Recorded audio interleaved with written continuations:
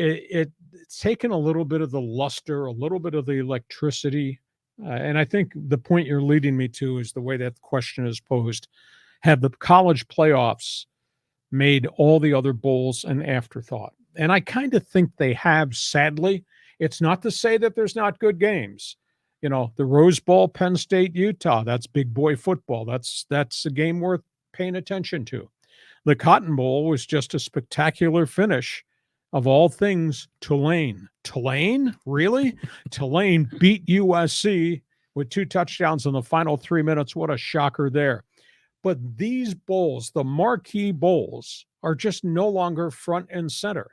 And I think there's just a bit of an emotional loss or a prestige loss because of the way the championship bowls have kind of taken over everything. Now, when they expand a year from now, and when they actually go to a 12-team playoff, and we'll talk about that in a second, these bowls are going to be part of the rotation. But it's not what it was before. I used to, and everybody would get excited about Big Ten champion, Pac-10 or Pac-12 champion. That's pretty cool. We know the history. Well, it's now different.